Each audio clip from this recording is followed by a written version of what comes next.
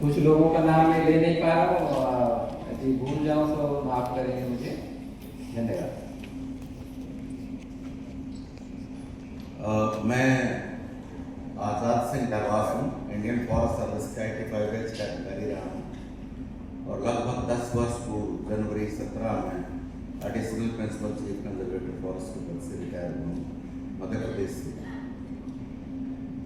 मेरा साहित्य से दूर दूर तक कोई लेना देना नहीं रहा, लेकिन क्योंकि शरद जी ने बताया कि ऐसा ऐसा पहला आदिवासी साहित्य सम्मेलन हो रहा है, तो मैं आउट ऑफ क्यूरियोसिटी और क्योंकि मैं फॉरेस्टर रहा हूँ तो मैंने पूरा 30 वर्ष यहाँ जो मध्य प्रदेश में सेवा की, हम गाँव के रहने वाले हैं, तो थोड़ा सिलेक्शन लेट हुआ था, तो इस कारण से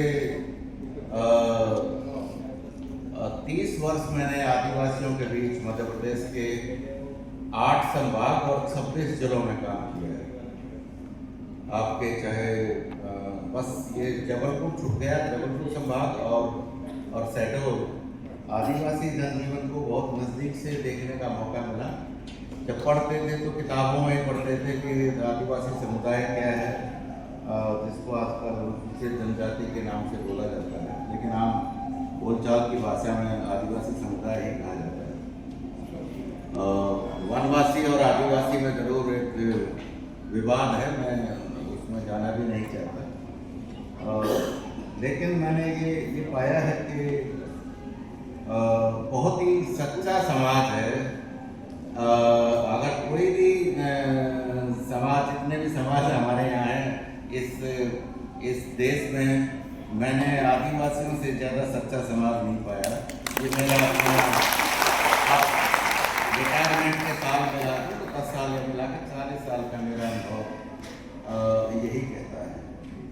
हम ट्रेनिंग में पहली बार आदिवासी समुदाय से परिचित हुए थे, मसूरी के आसपास के जो उत्तराखंड के जंगल में जो रहते थे, लेकिन यहाँ आने के बाद वो देखा। लेकिन मैं साहित्य से तो नहीं जुड़ा मसला मैं कह रहा हूँ, लेकिन मैं इतना जरूर कहना चाहता हूँ कि इस समुदाय के लिए जितना भी किया जाए उतना ही कम है। लेकिन 56 में हम 1956 में मध्य प्रदेश बना, जो होना चाहिए था वो अभी तक बहुत कम हुआ है। इवन जो 5th शेड्यूल जो यहाँ 5वीं अनुसूची जो यहाँ लागू होनी चाहिए, उसके जो प्रावधान थे वो आज से 30 साल पहले बने थे, अभी जाके इस चुनाव से पहले उसके नियम बने। ये हालत है। और ट्राइबल्स के जो इश्यूज हैं वो गवर्नर को, मध्य प्रदेश के जो भी गवर्नर रहे हैं उन सबको प्राथमिकता पर लेना चाहिए, उनका फर्स्ट कंसर्न होना चाहिए ट्राइबल्स का। ये अलग बात है कि जो आज माननीय मंगू भाई जी पटेल हैं, इन्होंने आके थोड़ा सा सुध लिया, लेकिन मेरे ख्याल में किसी भी गवर्नर के दो ही काम है। एक हायर एजुकेशन में वो चांसलर होते हैं सभी यूनिवर्सिटीज़ के, वाइस चांसलर और सबकी नियुक्तियों वगैरह करते हैं, और दूसरा मेन काम जो है, जो भारत सरकार की तरफ से गवर्नर या प्रतिनिधि होते हैं प्रेसिडेंट के, उनको ट्राइबल्स के इश्यूज देखने चाहिए। लेकिन अनफॉर्चुनेटली मुझे इसको कहने में कोई ना कोई हिचक है, ना मैं कोई वो ये कोताही बरतता हूँ। यहाँ किसी भी गवर्नर ने इनको छोड़ के कोई ध्यान नहीं दिया, नहीं तो हालात काफ़ी कुछ बदल जाते। ट्राइबल एडवाइजरी काउंसिल एक होती है जो चीफ मिनिस्टर उसकी अक्सर अध्यक्षता कर देते हैं, वो भी एक, उसमें 10-15 ट्राइबल MLAs और मिनिस्टर भी होते हैं, लेकिन मैंने देखा है कि वो भी एक औपचारिकता में गुजरती रही है, और जो असली मसले हैं, चाहे वो शिक्षा का है, चाहे वो स्वास्थ्य का है, चाहे वो रोजगार का है, वो बहुत पीछे छूट गया है। आज भी बहुत ही प्रिमिटिव खेती जो है आदिवासी समुदाय आज भी करता है, और रोजगार के अभाव में, शिक्षा के अभाव में आज भी जो आबादी है वो आदिवासी क्षेत्रों में थोड़ा सामान्य क्षेत्रों से ज़्यादा तेजी से बढ़ रही है, जो एक चिंता का विषय है, क्योंकि खेती में इजाफा नहीं हो रहा है रोजगार के संसाधन उपलब्ध नहीं हो रहे हैं, तो ऐसे में बढ़ती हुई जनसंख्या का सीधा सीधा दबाव जंगलों पे आता है, जो मेरा पहला सब्जेक्ट रहा है। उसमें अगर मैं भी गांव का ही रहने वाला हूँ, तो आदिवासी समुदाय से बिलोंग नहीं करता, लेकिन अगर मैं खुद आदिवासी समुदाय में पैदा होता जंगलों में, तो मैं भी वही कर रहा होता तो यहाँ के समुदाय के लोग करते हैं। मजबूरी में अतिक्रमण भी करना पड़ता है, मजबूरी में दूसरे वो काम भी करने पड़ते हैं जो कि नहीं किए जाने चाहिए। और आज की तारीख में जो सबसे बड़ा खतरा है जो वन संसाधनों पे और जिसका सीधा सीधा असर आदिवासी समुदाय पर आता है, वो है विकास की बड़ी बड़ी परियोजनाएं। जैसे अगर छत्तीसगढ़ की बात करें, हरदेव में बहुत बड़ा जंगल अब विनाश की भेंट चढ़ रहा है।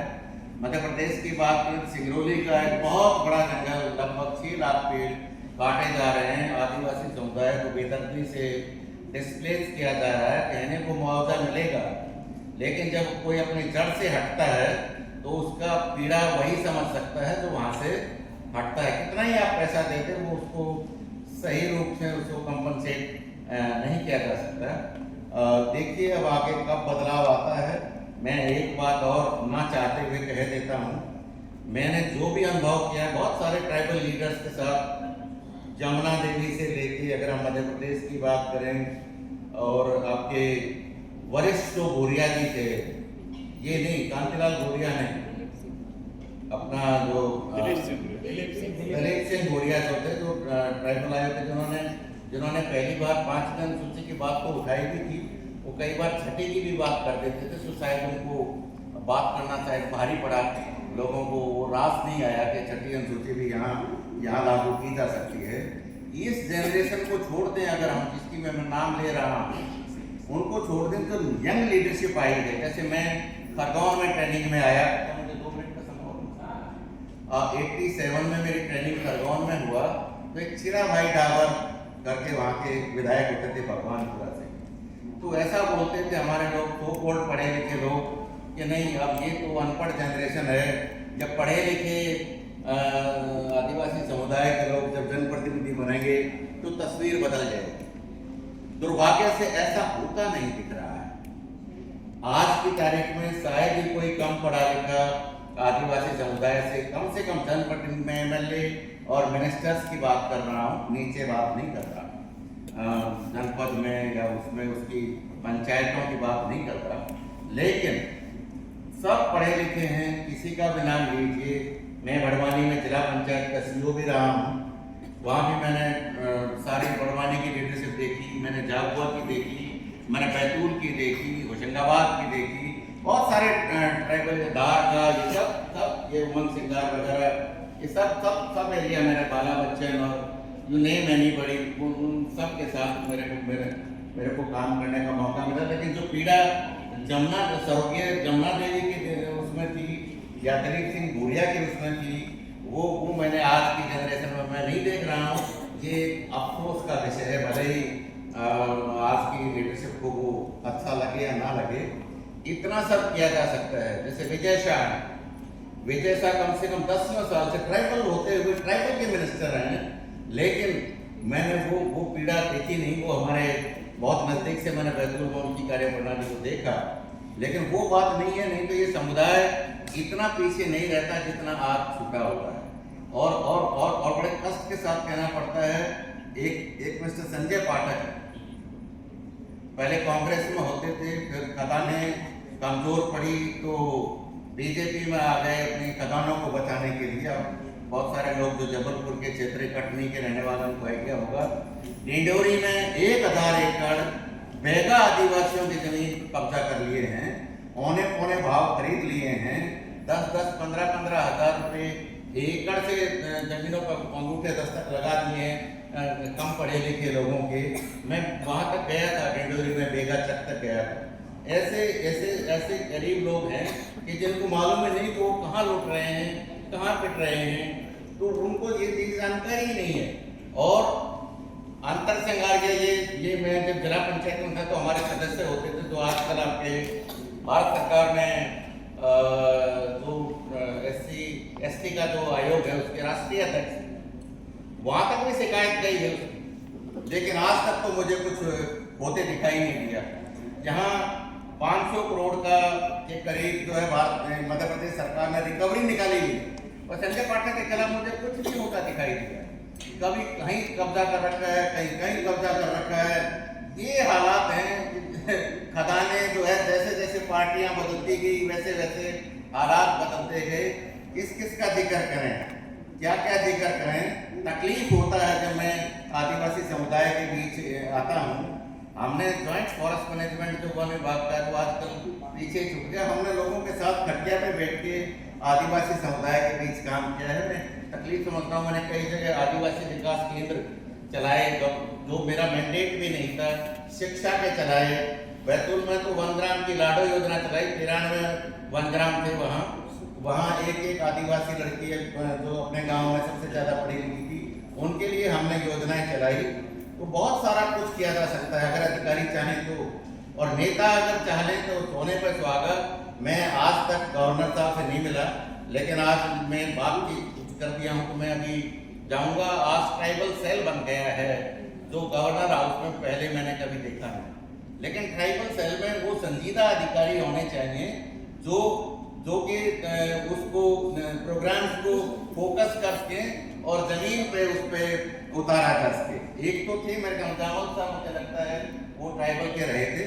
मैं अब और वक्त नहीं लूंगा। ये साहित्यिक सम्मेलन है जिसका मेरा साहित्य से कोई, मैंने पहले कहा, मेरा कोई लेना देना नहीं है। लोगों की तकलीफ से जरूर लेना देना है। और आदिवासी समुदाय अभी भी मैं कहीं नहीं देखता हूँ। देखिए आने वाले समय में कुमरे साहब जैसे लोग जो पर्यावरण के क्षेत्र में आदिवासियों के बीच इतना सब कर रहे हैं, और पहला ये बधाई के पात्र हैं कि पहला दलित समुदाय के तो मैंने बहुत देखे, दलित समुदाय का लिटरेचर बहुत आ गया है।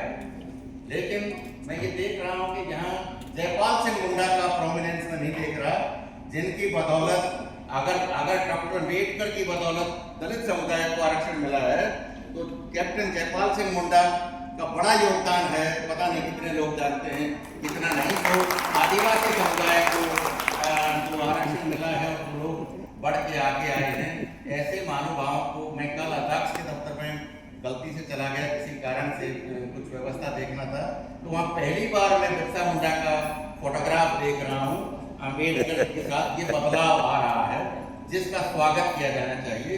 और ऐसे सम्मेलन और जैसे जो आपके बीच आपके समाज के निकले हुए लोग हैं, ऐसे जागरूक लोग हर जिले में, हर गांव में जब तक पैदा नहीं होंगे तब तक आप लोगों का उतना भला उतना जल्दी से नहीं उसकेगा जितना होना चाहिए।